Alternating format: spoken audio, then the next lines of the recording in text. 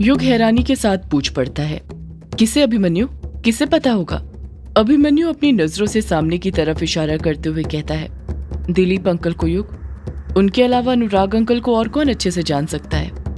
अभिमन्यु को इतना कहते ही सब लोग दिलीप की तरफ देखने लग जाते हैं, उसे घूरने लग जाते हैं। अभिमन्यु अपनी बात आगे जारी रखते हुए कहता है, दिलीप अंकल तो अनुराग अंकल के भाई हैं ना, तो उन्हें तो पता ही होगा कि। अभिमन्यु अपनी बात पूरी करता उससे पहले ही दिलीप उसे बीच में टोकते हुए गुस्से के साथ बोल पड़ता है, वो कोई मेरा भाई वाई नहीं है। मैं पहले ही कह चुका हूँ, वो तो मेरे पापा को बहता हुआ मिला था किश्नोई नदी के पास। हमारा अनुराग से खून का रिश्ता नहीं है और उस हिसाब से वो मेरा भाई भी नहीं है। हमारा उसके साथ कोई रिश्ता नहीं है और जो भी रिश्ते अनजाने में बने थे वो मैं पहले ही तोड़ चुका हूँ, तो उसे मेरा भाई बोलना बंद कर, समझा तू? दिलीप ने एक ही बार में अनुराग के लिए उसके मन में जितनी भी भड़ास थी निकाल दी थी। अभिमन्यु बिना डरे दिलीप को पलटकर जवाब देते हुए कहता है, इतना गर्म क्यों हो रहे हैं आप दिलीप अंकल? भाई तो बोला है अनुराग अंकल को, आपको कसाई थोड़ी बोला है। वैसे भी रिश्ते खून से नहीं बनाए जाते, दिल से बनाए जाते हैं। आप नहीं समझेंगे, आपके पास दिल नहीं है ना, वरना किसी को भाई बनाने के लिए खून के रिश्ते की जरूरत नहीं पड़ती। दोस्ती का रिश्ता भी भाई के रिश्ते जैसा ही होता है, जैसा युग और मेरा है। वो मेरा भाई है और मैं उसका। अभिमन्यु की ये बात बोलते ही युग अभिमन्यु की तरफ देखने लग जाता है, उसे स्नेह भरी नजरों से देखने लग जाता है। दिलीप अभिमन्यु से दूसरी तरफ नजरें फेरते हुए खुद से बड़बड़ाता है, वो मेरा भाई नहीं है। अभिमन्यु वापस से दिलीप के सामने जाते हुए कहता है, नजरें फेरने से सच्चाई नहीं बदलने वाली दिलीप अंकल। अनुराग अंकल आपके भाई थे और हमेशा रहेंगे। आपके पिता ने उन्हें अपना बेटा माना था, अपने बेटे का दर्जा दिया था। फिर अब आप चाहे उन्हें अपना भाई माने या ना माने, कोई फर्क नहीं पड़ने वाला।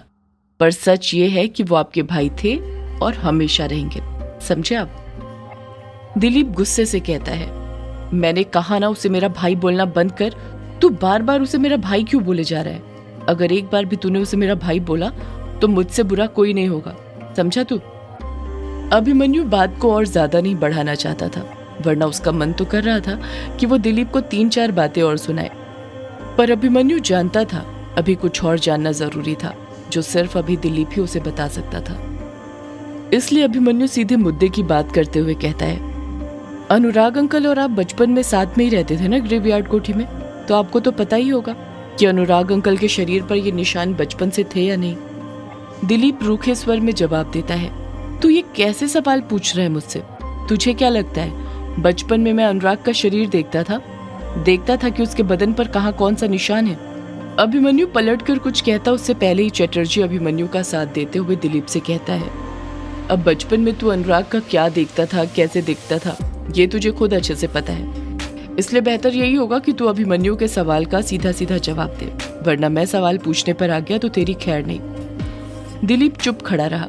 चटर्जी ने उसे एहसास दिला दिया था कि वहां पर पुलिस वाले भी मौजूद थे, वरना एक पल के लिए तो वो सब कुछ भूल सा गया था। अभिमन्यु फिर दिलीप से पूछता है, बताइए, क्या ये निशान अनुराग अंकल के शरीर पर बचपन से थे? दिलीप मुंह बनाते हुए जवाब देता है, मुझे याद नहीं अच्छे से कुछ। चटर्जी फिर बीच में दखल देते हुए कहता है, याद नहीं है तो फिर याद करने की कोशिश कर, या फिर मैं याद कराऊं? चटर्जी का गुस्से से भरा लाल चेहरा देखकर दिलीप समझ गया था कि चटर्जी बहुत गुस्से में था। वो ऐसे ही चटर्जी के सवालों से बच नहीं सकता था, उसे कुछ न कुछ तो जवाब देना ही पड़ेगा। दिलीप कुछ याद करते हुए अगले ही पल हड़बड़ाहट के साथ बोल पड़ता है, हाँ याद आया, इनमें से एक निशान अनुराग के हाथ पर बचपन से था। वर्चस्वी ने अगले ही पल युग के हाथ की कलाई आगे बढ़ाते हुए कहती है, इनमें से कौन सा निशान था? दिलीप अपनी उंगली से इशारा करते हुए कहता है, ये वाला निशान।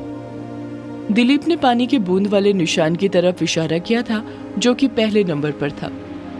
दिलीप अपनी बात को आगे जारी रखते हुए कहता है, हाँ बिल्कुल ऐसा ही निशान था, उसके हाथ पर भी। माँ अक्सर इस निशान पर एक अजीब सा लेप लगाती थी, जिसकी बहुत बेकार बदबू आती थी, ताकि ये निशान मिट जाए, पर यह निशान कभी मिटा ही नहीं, उनकी कई कोशिश करने के बाद भी। वर्चस्विनी दिलीप से कंफर्म होते हुए कहती है, मतलब ये निशान लेखक बाबू के शरीर पर जन्म से था? दिलीप पलटकर जवाब देते हुए कहता है, जन्म से था या नहीं ये तो पता नहीं, पर बचपन में तो था। माँ कहती थी जब मेरे पापा को अनुराग मिला था नदी के पास, तब से ही उसके हाथ पर वो निशान बना हुआ था। युग दिलीप से पूछता है, क्या मेरे पापा के हाथ में सिर्फ एक ही निशान था, बाकी के निशान नहीं थे? दिलीप कुछ याद करते हुए कहता है, जितना मुझे याद है उसके हाथ पर एक ही निशान था, पानी के बूंद वाला, बाकी के नहीं थे। दिलीप ने इतना कहा ही था कि वर्चस्विनी हड़बड़ाहट के साथ बोल पड़ती है, नहीं, उसके हाथ पर बाकी के निशान भी थे। दिलीप अपनी बात पर अड़े रहते हुए कहता है, नहीं नहीं, अनुराग के हाथ पर सिर्फ एक ही निशान था, वो भी पानी की बूंद वाला। मैंने देखा था और कोई निशान नहीं था, मुझे अच्छे से याद है।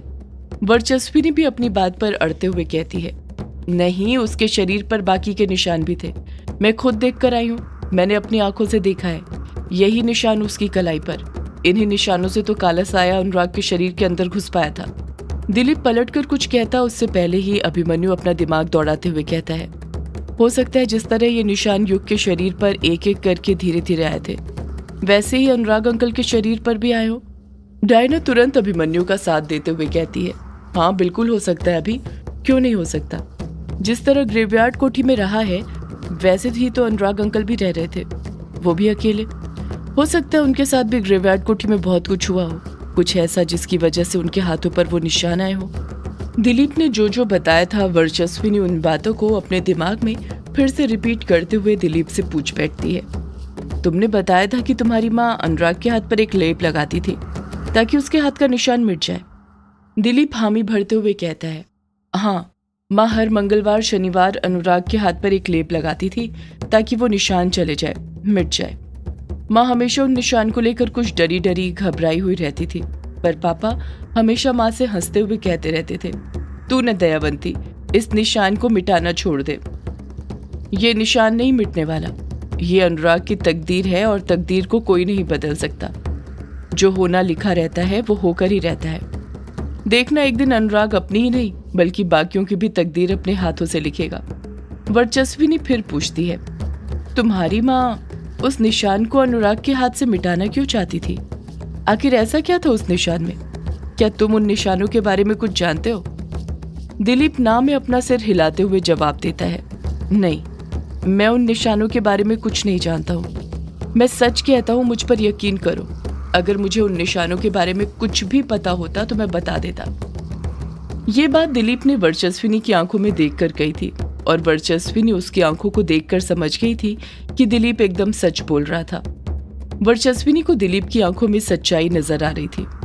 चैटर्जी ने अभी भी अपने हाथ में युग का हाथ पकड़ा हुआ था और उसकी कलाई पर बने 4 निशानों को एकटक नजर से देखते जा रहा था। युग चैटर्जी की पकड़ से अपना हाथ छुड़ाने लग जाता है, पर चैटर्जी युग का हाथ छोड़ता नहीं है, पकड़े रहता है। युग चैटर्जी से अपना हाथ छुड़ाने की कोशिश करते हुए कहता है, मेरा हाथ छोड़ो चैटर्जी। चैटर्जी को जवाब नहीं देता है, बस युग का हाथ पकड़े रहता है और एकटक नजर से उसके हाथ पर बने 4 निशानों को गौर से देखते रहता है। जब युग के कहने पर भी चैटर्जी हाथ नहीं छोड़ता है तो वर्चस्विनी चैटर्जी से बोल पड़ती है, क्या कर रहे हो तुम चैटर्जी, युग का हाथ छोड़ो। चैटर्जी युग के हाथ पर बने निशानों को देखते हुए ही जवाब देता है, मैं इन निशानों के बारे में जानता हूँ। जैसे ही चैटर्जी ये बात बोलता है सबके होश उड़ जाते हैं, सबकी नजरें उस पर आकर टिक जाती हैं। युग हड़बड़ाहट के साथ चैटर्जी से पूछ बैठता है, तुम्हें पता है? क्या पता है तुम्हें चैटर्जी मेरे निशान के बारे में, बताओ मुझे। चैटर्जी युग के सवाल का जवाब देते हुए कहता है, ये निशान युग, ये जो तेरी कलाई पर बने हुए हैं, ये कोई ऐसे वैसे निशान नहीं है बल्कि ये शक्तियां हैं। युग अपनी भवें ऊपर करते हुए कहता है, शक्तियां हैं? कैसी शक्तियां? चैटर्जी अपनी बात आगे जारी रखते हुए कहता है, इस सृष्टि का निर्माण ईश्वर ने किया है और ईश्वर ने ही शक्तियों का निर्माण भी किया है। क्षिति, जल, पावक, गगन, समीरा, पंचतत्व रचित अधम शरीरा। कायर अपना सिर खुजाते हुए कहता है, ये क्या बोल दिया तूने? अब से गगन, समीरा, अधम शरीरा क्या है? चैटर्जी कहता है, मेरे कहने का मतलब यह है कि पृथ्वी, जल, अग्नि, वायु और आकाश से हमारी काया बनी हुई है। इन 5 से मिलकर ही हमारा शरीर बनता है। कहते हैं हमारा शरीर इन्हीं 5 तत्वों से मिलकर बना है और अंत में हमें इसी में विलीन हो जाना है। इन 5 तत्वों को ही पंचतत्व कहा गया है। हमारे ऋषि मनीषियों और ग्रंथों में पंचतत्व के बारे में बताया गया है। हमारा शरीर रस, रक्त, मांस, भेद, अस्थि, मज्जा एवं शुक्र, इन 7 धातुओं से मिलकर बना है। जिसे हम भौतिक अथवा स्थूल शरीर कहते हैं। आकाश, वायु, अग्नि, जल और पृथ्वी, इन्हें सूक्ष्म भूत या तत्व कहा जाता है। प्रकृति में उपस्थित इन्हीं तत्वों से शरीर बनता है।